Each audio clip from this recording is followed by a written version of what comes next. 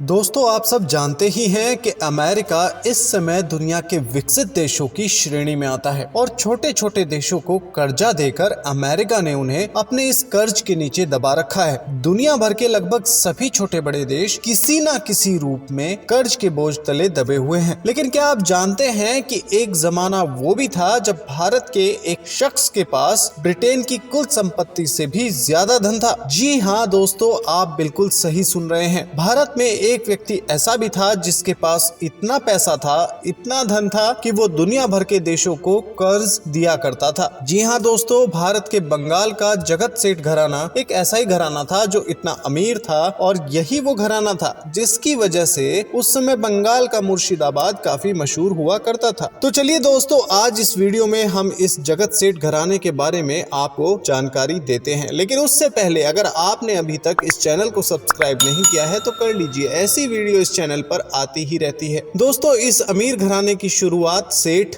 माणिक चंद ने 17वीं शताब्दी में की थी। सेठ माणिक चंद का जन्म राजस्थान के नागौर जिले के एक मारवाड़ी जैन परिवार में हुआ था। सेठ माणिक चंद के पिता हीरानंद साहू ने अपने बिजनेस को और बेहतर करने के लिए बिहार की राजधानी पटना का रुख किया और यहीं पर उन्होंने साल्ट पेट्रे नाम का बिजनेस शुरू किया। दोस्तों, उन्होंने ईस्ट इंडिया कंपनी को बहुत रुपए उधार दिए थे। साथ ही इस कंपनी के साथ उनके बिजनेस रिलेशन भी बन गए थे। माणिक चंद के इस घराने को जगत सेठ का खिताब 1723 में मुगल बादशाह मोहम्मद शाह ने दिया था। आपकी जानकारी के लिए बताता चलूं कि जगत सेठ का मतलब था बैंकर ऑफ द वर्ल्ड। ये एक तरह से एक टाइटल था। इसके बाद से ये पूरा घराना जगत सेठ के नाम से प्रसिद्ध हो गया। ये खिताब तो फतेह चंद को मिला था, लेकिन इस घराने के संस्थापक सेठ माणिक चंद ही माने जाते हैं। उस दौर में घराना सबसे अमीर बैंकर घराना माना जाता था। माणिक चंद और बंगाल, बिहार और उड़ीसा के सूबेदार मुर्शिद कुली खां गहरे मित्र थे। माणिक चंद इनके खजांची होने के साथ साथ सूबे का लगान भी जमा करते थे। इन्हीं दोनों ने मिलकर बंगाल की नई राजधानी मुर्शिदाबाद को बसाया था। 1715 में मुगल सम्राट फर्रुखसियर ने माणिक चंद को सेठ की उपाधि दी थी। इस घराने की ढाका, पटना, दिल्ली सहित बंगाल और उत्तरी भारत के महत्वपूर्ण शहरों में ब्रांच भी थी। अपने हेड ऑफिस मुर्शिदाबाद से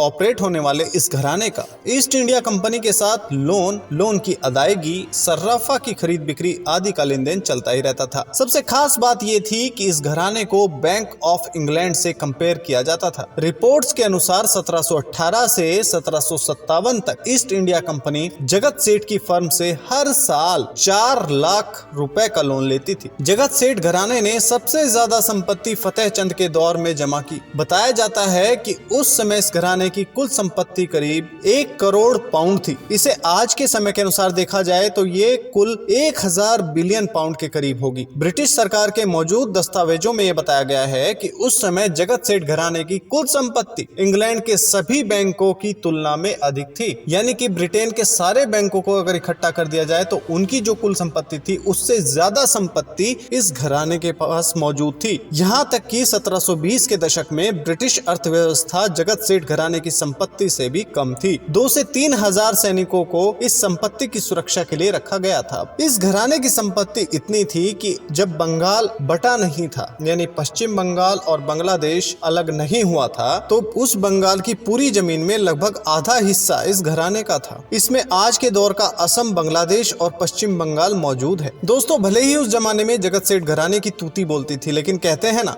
अंत सबका निर्धारित होता है। जो ऊपर जाता है वो नीचे भी आता जरूर है। इस घराने के अंत का कारण बना अंग्रेजों द्वारा दिया गया धोखा। जगत सेठ ने अंग्रेजों को काफी बड़ा कर्ज दे दिया था, लेकिन बाद में अंग्रेजों ने इस बात से साफ इनकार कर दिया कि ईस्ट इंडिया कंपनी के ऊपर जगत सेठ का कोई कर्ज है। ये इस घराने के लिए बहुत बड़ा धक्का था। 1912 ईस्वी तक अंग्रेजों की तरफ से इस घराने के सेठों को जगत सेठ की उपाधि के साथ थोड़ी बहुत पेंशन मिलती रही, लेकिन बाद में यह पेंशन भी बंद कर दी गई। अब इस घराने के बारे में किसी को कोई जानकारी नहीं है। दोस्तों, उम्मीद है कि आपको जगत सेठ घराने की यह जानकारी रोमांचक और अच्छी लगी होगी। इस वीडियो को ज्यादा से ज्यादा लाइक और शेयर कर दीजिए ताकि हम आपके लिए ऐसे ही ढूंढ कर नई नई जानकारी लाते रहें। मिलते हैं अगली वीडियो के साथ। तब तक आप बने रहिए YouTube चैनल अक्षच एंटरटेनमेंट के साथ। खुश रहिए, मुस्कुराते रहिए। जय हिंद, वंदे मातरम।